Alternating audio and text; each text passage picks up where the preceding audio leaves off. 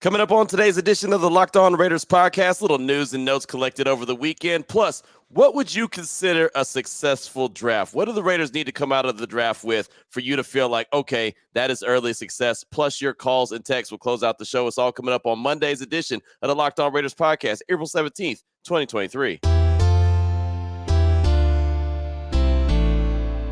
Just win. Just win. Just win. Just win. The autumn wind is a raider, pillaging just for fun. He'll knock you round and upside down and laugh when he's conquered and won, and won, and won, and won, and won. And welcome in, Raider Nation, to another edition of the Locked On Raider podcast. Thank you so much for making the show your first listen of the day. Make sure you subscribe or follow for free on YouTube or wherever you listen to podcasts to get the latest edition of the show as soon as it's available. If you're checking us out on YouTube, that's because my guy Ari does a great job each and every day making sure we're up on YouTube, and we definitely appreciate him for his efforts. So you can check him out on Twitter at Ari Produces. Today's edition of the Locked On Raiders podcast is brought to you by the Ultimate Football GM. If you've ever dreamed of becoming an NFL GM, managing your own football franchise, this game is definitely for you. You want to download the game, just visit ultimate-gm.com or look it up on the App Store. All listeners of the Locked On Raiders podcast get 100% free boost to their franchise if they use the promo code Locked On. It's all caps, and it's in the game store. We'll tell you a lot more about them later on in the show, but let's go ahead and just jump into kind of news and notes over the weekend collected. And really, it was pretty quiet over the weekend. If you really think about it, I mean, going back to Friday, there was some nuggets about some veterans that wanted to be traded. Some more. We talked about Devin White from the Tampa Bay Buccaneers, the linebacker. I think we talked about him on Friday's show. We found out about another veteran on Friday, so I'll talk about him in just a few minutes. But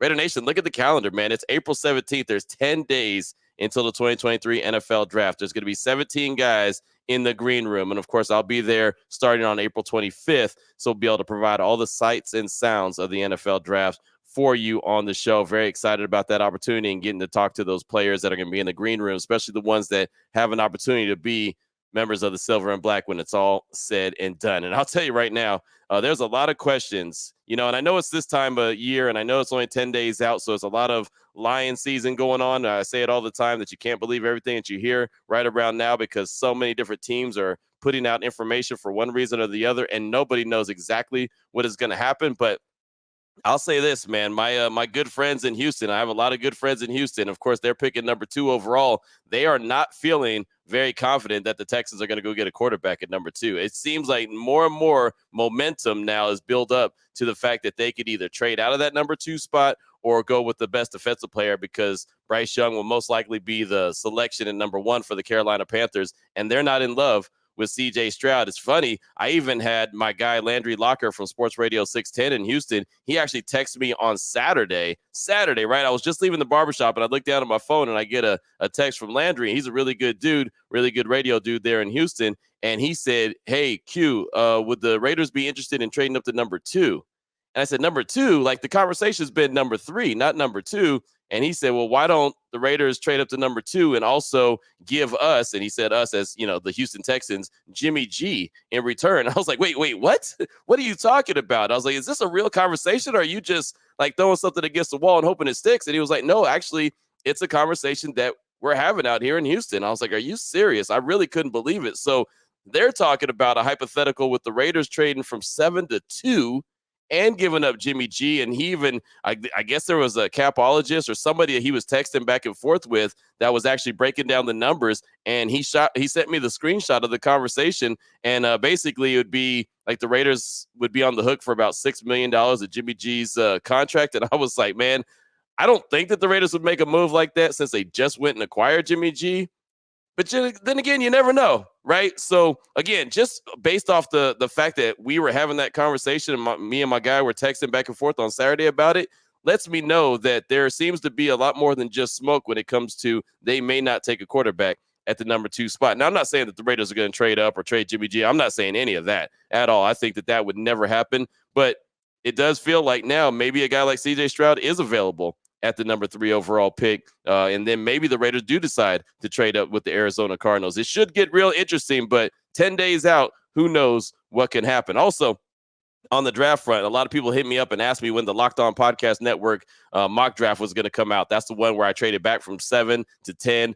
collected an extra couple picks, matter of fact, and then still got the player that I was targeting at number 7. They wanted to know when that was actually coming out on the network, and that's going to start on April 20th. So just a few days from now, it's going to start rolling out on the Locked On Podcast Network. So make sure you check out that. I think it's really good, and I think we did a really good job navigating through the first round of the draft. Also, on my radio show, Unnecessary Roughness, Radio Nation Radio 920, today is a day that I'm actually starting that mock draft as well, and going to have like 4 different beat writers on my radio show today talking about their picks. So I'm going to go with the Carolina Panthers, the Houston Texans, the Arizona Cardinals, and the Colts. Just go in order, 1 through 31, because the Miami Dolphins don't have a pick, so it's really 31 selections in the first round. But we're going to start that today as well, so that should be interesting, and I'm sure there's going to be a point where it'll be like oh wow, didn't see that coming. But I'll talk about that as it all shakes out. Also, I wanted to bring up this on Anthony Richardson, and I had a couple people point this out to me, and I definitely appreciate it. He put out a piece on the Players Tribune. You can check it out, playerstribune.com. It actually dropped on the 13th, and it basically says, "Dear GMs," and it's penned by the player, right? And that's the cool thing about the Players Tribune, is that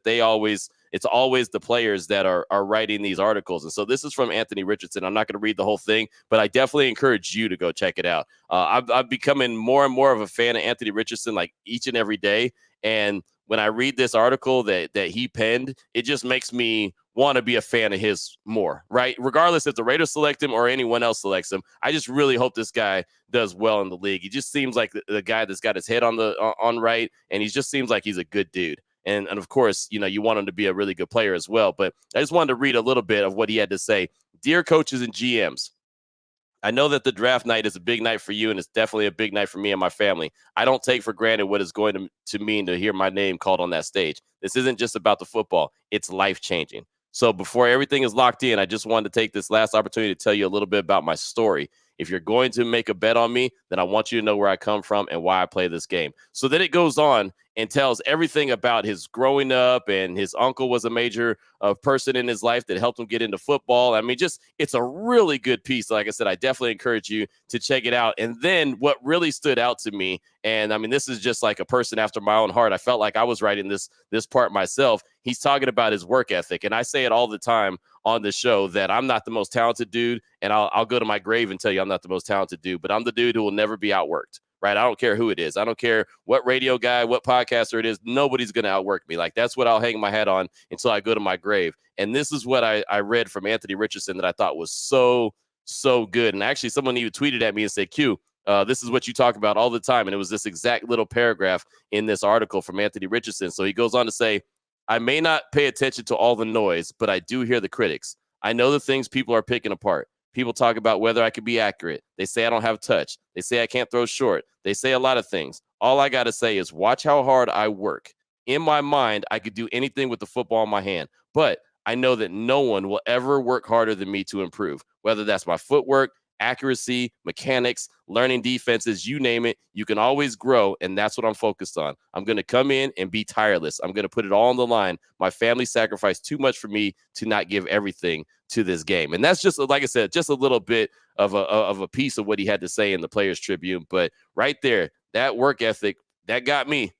Right? I mean, I'm a sucker for a good work ethic, and so that got me right there. Again, I don't know if the Raiders would be interested in Anthony Richardson. I don't know if the Raiders are interested in Anthony Richardson, but whoever selects him, I really hope he does well. And I'm going to be a fan of his. I really am. I'm going to root for the guy because I just think he comes from a good place, and I think that he's going to be that guy, similar to Jalen Hurts, where he's going to go out there and work his tail off to do everything that he just mentioned. Footwork, accuracy, mechanics, learning defenses, whatever the case may be, he's going to do everything he can to be a lot better. So if you get a chance, man, check it out. It's on the Players Tribune. Again, playerstribune.com. Anthony Richardson. Really good read if you have a few minutes. Finally, here in segment number 1 of today's Locked On Raiders podcast, I told you that a veteran on Friday asked for a trade from his team, and that's Cardinal safety Budda Baker. And Budda Baker is a fantastic player. I was a big fan of his when he was coming out of Washington. They had squad. If you go back and think about that squad that Budda Baker came from, and Byron Murphy was part of that, and all the talent that they had there at UW, man, I mean, he is a heck of a player, but he wants a trade. And it's so funny. When I saw that news on Friday, I was doing my radio show, and I asked Damon, I said, "Hey, man, why does he want to trade? And he said, because he doesn't like the direction the team is going. I was like, no, dummy. Of course he wants to trade because he wants a contract extension, right? I mean, that's why guys want trades right now. They don't want trades because, they don't think that the team's going to be good this year. They all want trades because, well, they want a contract extension, just like Devin White. We talked about the linebacker from Tampa Bay. Why does he want to be traded from Tampa Bay? Because he wants to be the highest paid linebacker, and Tampa Bay's not going there. So this is from Adam Schefter. Budda Baker informed the Cardinals in February that he wanted to be traded or receive a new deal to make him the highest paid safety. Baker is owed $13.1 million this season and $14.2 million in 2024 from a 4-year, $59 million extension he signed in 2020 that made him the highest paid safety at the time. So a lot of people hit me up and said, hey, man, the Raiders should go and make that move. No, for that exact reason. Yes, if he was just a guy on a rookie deal, that'd be one thing. But, I mean, the guy's already getting paid a lot of money, and he wants more money. So you can't just go and trade for everyone, even though the players are good. Like, yeah, I would love to see the Raiders have a talent like Budda Baker. I would love to see the Raiders have a talent like Devin White, but I don't want to see the Raiders have that salary for a Devin White or a salary for a Budda Baker. And there's no reason to trade for a guy and then not pay him, because then you're basically giving up your draft capital that you could be building your team, especially on defense, with young players and very reasonable salaries. And you're trying to replace them. You're only going to have like a 1-year rental. Like that doesn't make a whole lot of sense. So Budda Baker is out there. He wants to trade. But if you're the Cardinals, right? I mean, sometimes I look at the Raiders and say, man, they got a lot of things going in the wrong direction. If you're the Cardinals, you really got a lot going in the wrong direction right now. Think about this. This is how the Cardinals stand. Kyler Murray recovering from a torn ACL. Budda Baker requested a trade. DeAndre Hopkins, he's looking for a trade. He's likely gone. J.J. Watt, he retired. Zach Allen, left in free agent. Byron Murphy, left in free agency. Zach Ertz is recovering from an ACL. And oh, by the way, to top that all off, their owner was recently accused of cheating.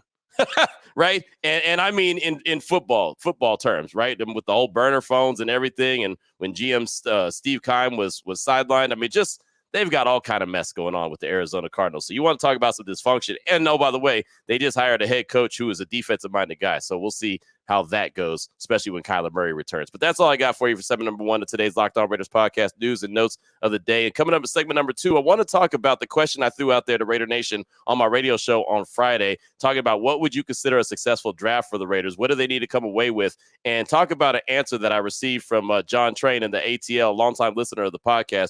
Great call that he hit me with on Friday. So I just wanted to talk about it and kind of throw a few different options out there for Raider Nation. We'll do that coming up in segment number 2 of today's Locked On Raiders podcast. We'll do it after I tell you about the title sponsor, which is the Ultimate Football GM. And that's all we've been doing all offseason, is being the Ultimate Football GM. We've literally stepped into the shoes of Dave Ziegler. And if that's something that you want to do or you enjoy doing, and I think a lot of Raider Nation does, this game is perfect for you. You get to hire the coaches and coordinators. You get to draft your players. You get to go through free agency. You get to go through the regular season, the ups and downs, try to get them into the playoffs and try to make a run at the Super Bowl. It's a very fun game. It's challenging and realistic. The Ultimate Football GM is completely free, playable offline. You can play on the go as you want and when you want to. And all listeners of the Locked On Raiders podcast will get a 100% free boost to their franchise when using the promo code Locked On. It's in all caps. It's in the game store. Again, it's Locked On in all caps. Or make sure to check it out today. Download the game. Visit ultimate-gm.com. Look it up on the App Store. Again, ultimate-gm.com. Ultimate Football GM.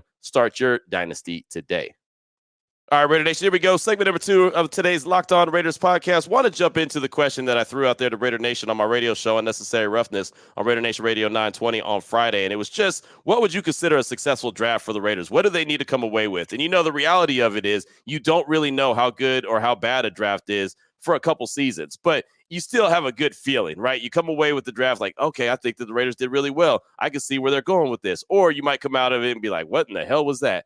Right? So that was the question that I asked. And John Train in the ATL, long-time listener of the Locked On Raiders podcast, my guy goes back way back in the day when I first started on this podcast. Really good dude. He's always brings the heat. And he called into my radio show. And one, it was great to hear from him because I hadn't heard from him in a while. It was great to hear from him. But he also, as I mentioned, brought the heat. And what he wanted to see the Raiders come out of the draft with was production and toughness from the guys over potential. So, I've been talking a lot here on the show about Anthony Richardson, and boy, that Ferrari on my shoulder is so tempting just to jump in it and try to, ride on down the highway and say, look at me, look at me, look at me. over going with someone who's, already been proven, shown that they can do it. I mean, the thing with Anthony Richardson, 13 games, college starts he has. That's it. So anything that you're drafting Anthony Richardson for is potential. That's it. Bryce Young, he's obviously done it. Been there, done that. CJ Stroud has been there, done that. He didn't win a national championship, but he's got plenty of starts under his belt. So you feel pretty comfortable that those guys can at least transition into the game. Even Will Levis, right? I mean, Will Levis, he has his own warts. I mean, all the quarterbacks in this draft have their own warts, but you do feel like, okay, at least he's got a little bit more burn under his belt than Anthony Richardson. So basically what John Train was saying is don't make a move. He didn't want the Raiders to make a move to trade up to like number 3 to go get Anthony Richardson based off potential. What he wanted to see them come out of the draft with was guys that have produced and are tough. The team doesn't have enough toughness and it doesn't have enough production. And, that really stood out to me. And I talked about it a few times on my show on Friday, but it really stood out to me because when I'm thinking about production, I'm not just thinking about, a good player or someone who can like be a good edge rusher. But I also want to talk about guys that can come away and make plays, something I've been talking about quite a bit, like difference makers, right? I mean, that's in reality, that's what the Raiders need as well. Guys that are used to, if you're a DB, coming away with the ball, getting their hands on the ball. Like I mentioned, Emmanuel Forbes, even Witherspoon and Gonzalez both had a nice handful of interceptions their last year in college. So that's good production. But if you go with a defensive tackle, go with the guy who's proven, just like a Jalen Carter. And I know people are very split on Jalen Carter right now because of everything that happened off the field. But the guy is a difference maker. He's proven. He's proven it on the highest level as he's won back-to-back championships with Georgia, right? I mean, just showing that he was the best player on the field multiple times. So that's the production that he's talking about. And, oh, by the way, not only production, but toughness. Guys that are going to be there, be available, guys that are going to, bring a little bit extra toughness to the team. That's where a guy like Witherspoon really steps in. I saw, there was some really good highlights. I think Brian Baldinger put some highlights out. He always breaks down players. And I think he was talking about Witherspoon one day and showing how he went and made tackles. And I think a lot of Raider fans said, yeah, but if he does that in a Raider jersey, that's going to be a penalty. I don't believe that.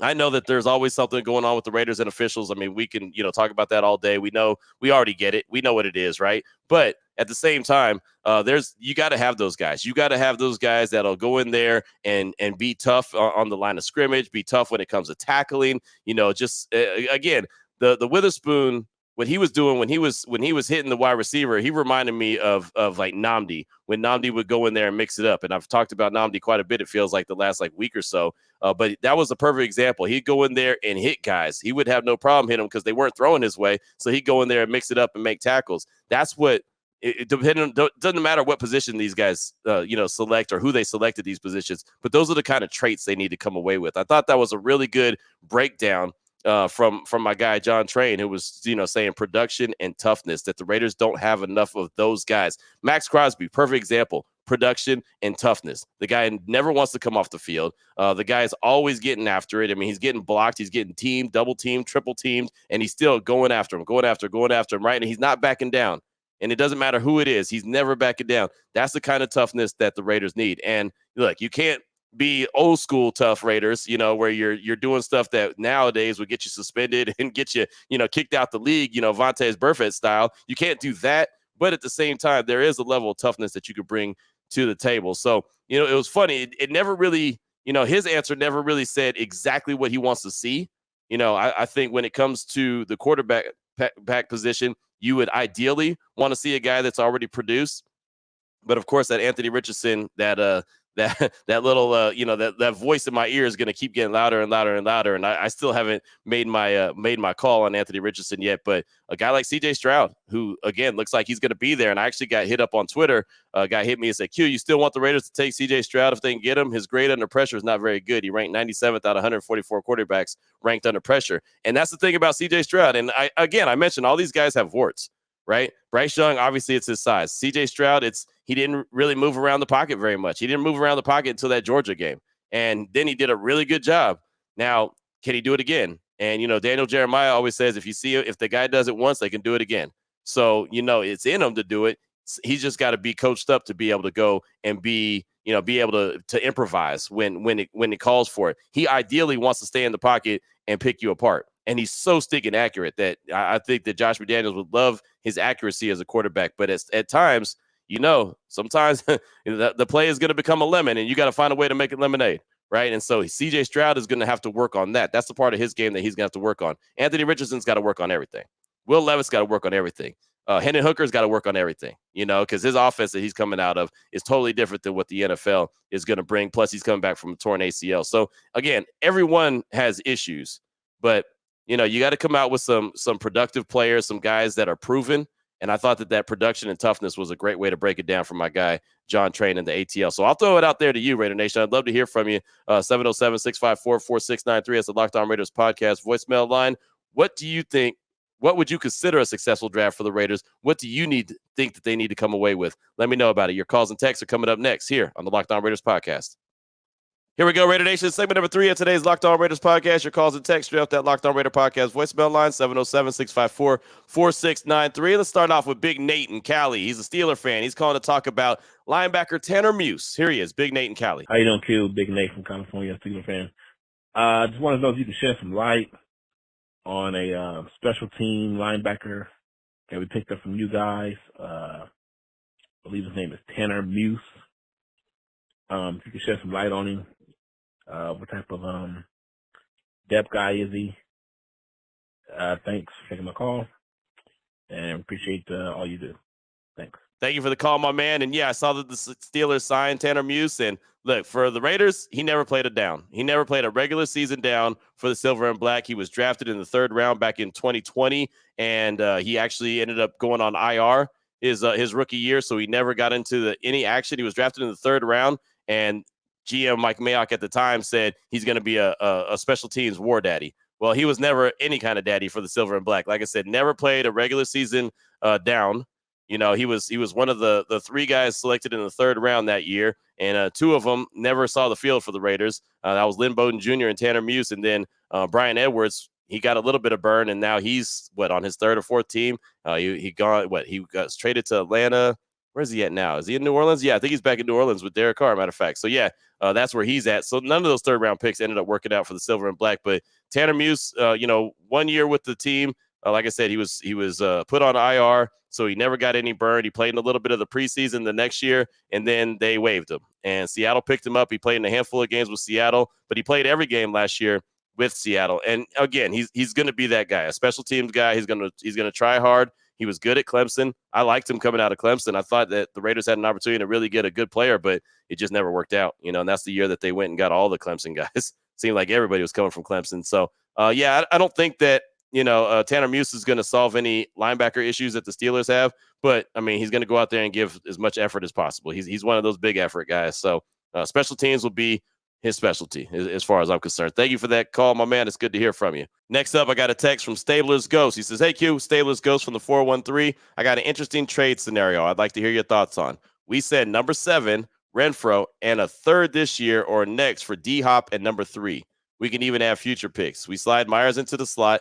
At number 3, we take our quarterback if he's there, no reaching, or Will Anderson Jr. That would solve our D-line issues mostly, and our wide receiver room arguably gets better. Would love to hear your thoughts on if this is even a realm of possibility. Anyway, love your commitment, and always, Raiders. That's from Stabler's Ghost. And it's funny? A week ago, I would have said there's no way that trade happens. I actually feel like that there's a possibility that could happen.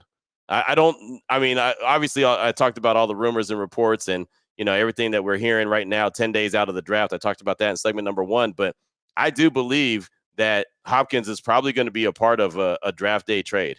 And I could see the Raiders making a move to number 3, right? And I remember talking to Alex Clancy, host of Locked On Cardinals. I remember talking to him, and I asked him about if there was any interest in Hunter Renfro. And this was right before Hunter, his contract was guaranteed, or like $4-something million of his contract was guaranteed, when the rumors and speculation was that he might get traded. And so I asked him if there was any interest in Hunter, and he said only if you take DeAndre Hopkins back. And I remember that's when I started kind of thinking about it. I was like, I don't know. But, so it's funny that you say that, because I do think it's a real possibility, especially if CJ Stroud is there at number 3, and it sounds like the Raiders would have an opportunity to go get him. I could totally see that happening. And you're right about the wide receiver room. That would be nasty. I don't think that the staff was very happy with Hunter Renfro last year, even though it was a limited amount of time because he was injured. He was out with the concussion and just, wasn't available for most of the season, similar to Darren Waller. But, do they give him another chance this year? It kind of feels like they do. But I would not be shocked at all, Stabler's Ghost, if those guys were all involved in trades come draft day. So again, another reason to look at the upcoming draft and say, boy, you better hold on and don't miss any of it, because it sure could turn into something really, really interesting involving the Raiders come the 27th. Thank you for that text, my man. I do appreciate you. Up next, got a call from Raider Meatloaf. He's calling to talk about the teams that could be trying to trade up to target certain guys and has his thoughts on what he thinks the Raiders should do. Here he is, Raider Meatloaf. Hey, what's up, Q? It's Raider Meatloaf here. Hope Raider Nation's doing good today. Hearing some rumors in the for people trying to move up the draft board, and I know you mentioned Ed Oliver from the Bills, and I could see the Bills trying to move up to get Bijan Robinson. I think that's a player that would elevate the offense with Josh Allen, and if we could get somebody like Ed Oliver or somebody on that defense who's that type of caliber and take a spot in their draft, that would be big. That would be big time. And I don't know if it would bleed into the next year as another draft pick, but just keeping the feelers out there, not closing any doors. So I think that the best case scenario is for the Raiders to trade back on draft day. If people continue to fall in the draft, maybe stay in the spot, but I don't know. We'll see. But take care, Raider Nation. This is Friday, and if this is played on Monday, I hope everybody had a good weekend. All right, take care. Thank you for the call, my man. And yeah, there's no doubt in my mind that there's going to be teams that are going to be trying to get up to the number 7 spot. I just don't want the Raiders to make too much of a trade or too big of a trade or trade too far back. And why I say this is I was on the Pro Football Network. I was doing their little their mock draft simulator, and I was doing all 7 rounds. And it's so funny because every time it was the Raiders' opportunity to pick, so I was at number 7, a trade came in. And I was like, oh, that's a good trade. I could trade back a couple spots. Then I got to like number 10, and then another trade offer came in. I was like, oh, yeah, I can go back a couple more spots. Anyway, long story short, I traded so many times that I traded myself out of really good picks, right? I mean, I got good players, but I didn't get dogs. I didn't get dudes, right? I got a couple that were really good, and the rest were just good players. I don't want the Raiders to do like I did. I don't want them to trade themselves out too much, right? If you're going to trade back, that's cool. Collect a couple extra picks, but don't trade so much where you're out of the dog territory and you're just getting good players. There's a difference. Again, this is a draft that they got to come away with some alphas, right? Kind of answering my question in segment number 2, they've got to get a couple alphas. At the end of the day, man, if we're looking back at the 3-day draft, if we're talking about it on the Monday following the draft, and I'm looking at all the players they selected, and they don't have an alpha or 2 in there, I'm going to be highly upset, right? Just because they have the opportunity to make a difference right now and really turn the tide on this team and really get some dudes. They've got to do that. So just don't trade too much so you lose your opportunity to get a couple alphas. I guess that's my biggest thing. So thank you so much for that call. I do appreciate you. Next up, I got a text from Roadie Raider. It says, hey, Q, great show today. Quick question. Always talk about Jimmy G and when he gets hurt. What then? Let's imagine this year he doesn't get injured. How good could this team be then? Playoff team, 8 or 9 or 9 and 8? Have to dream a bit, but what do you think? Got to figure he's due for an injury-free season at some point. That's Roddy Raider or Roadie Raider. Thank you for that text. I do appreciate you. And that's the thing about it. And I hate talking about Jimmy G and talking about injuries because it almost makes it sound like I'm wishing it on him, which I wouldn't never do that to any player. I hate when any player gets injured in the league, but I just know in my head that, he's injured more times than not, so I can't just ignore it. But let's just say he goes all 17 games and plays. I do think the team, especially offensively with the weapons that they have, I think that they have an opportunity to be good. Now, the key is going to be defense, right? And we'll see what the defense looks like once the draft is over because they didn't go out and make any big-time moves in free agency to bring in some difference makers, and they weren't going to do that because they weren't going to spend big money. But now they have an opportunity to address the defense. So if they can make the defense worth the salt, like just a little bit better than what it has been. I'm not asking for, the Baltimore Ravens, the old Ravens defense or the 85 Bears or, I'm not asking for all that. And I'm not even asking for the 49ers defense from a year ago. I'm just get better, right? I mean, just be able to stop somebody when you have to stop somebody. Go in there and be able to close the door, right? Have guys that, besides Max that are out there working, right? Because right now they got Max and that's it. Have 2 or 3 more guys that you could depend on. That when push comes to shove, they're going to make a play. So when a team has to go 98 yards to score a touchdown to win a game, it's not on just Max Crosby to stop them. It's on a couple other guys. Like, yeah, Max is going to get to the quarterback, but there's a DB that's going to make a play too. Or there's a linebacker that's going to make a play. You know what I mean? Like, that's what they've got to do. They've got to make the defense better. So in this scenario that you're talking about, if Jimmy G goes and is healthy all season long, yeah, I can see them winning 9 or 10 games. I definitely can, right? Even though they only won 6 a season ago, that defense was so bad. I think that cost them. I know it cost them a couple games. Hell, it cost them the Rams game for sure. That Thursday night game, right? And there's other games. The Cardinals game, week 2 in Allegiant Stadium. They couldn't stop Kyler Murray from running around. It looked like it was what's that old show, that old cartoon, Speedy Gonzalez, man. It looked like Speedy Gonzalez was running around the damn field, right? And nobody could catch him.